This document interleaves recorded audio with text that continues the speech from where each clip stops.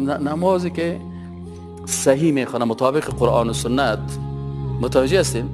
دکترها میگن که وجود انسان که است، یک تعداد دکترایی که از نگاه روانشناسی بحث میکنن،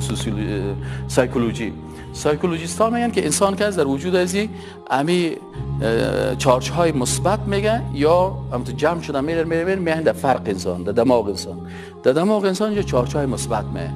وقتی که چارچ های مثبت در دماغ آمد، اگر انسان نماز میخونه زمین چارچ منفی داره.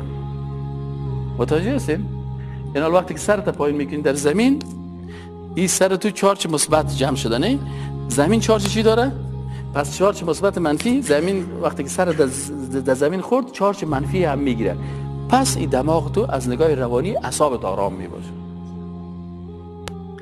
از این خاطر کسایی که خوب نماز دقیق میکنن، سجده خوب میکنن، بسیار انسان با اخلاق است، زود جنگ نمیکنن. اما انسان هایی که اونا چی هستن؟ نماز نمیخونن، یک دقیقه یک گپ کسی چرا سال داری؟ آجل چنگاو میشه. متوجه هستین؟ چرا نقل ندیدی؟ چرا نقل ندیدی؟ من پسر تستان او برای خال نمیشد استاد چرا نگفتین؟ متوجه هستین؟ این حال انسان هایی که نماز نمیخونن یا زود عصبی میشن.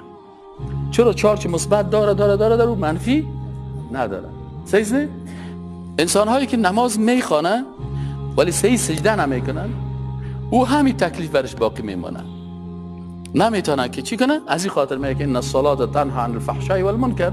نماز از چی دوری میکنه؟ از فحشا و منکر. منکر چیه؟ جنگ کردن، از غال مغال، دو زدن است. نه چوری نماز خوانده و میزنه؟ به خاطر نماز به طریقه رسول اکرم صلی الله علیه و آله نخوانده. نماز خوانده به طریقه خود. او نمازی که به طریقه پدر کلانت میخوانی او تنها عن الفحشاء والمنکر نیست. فهمیدی نه؟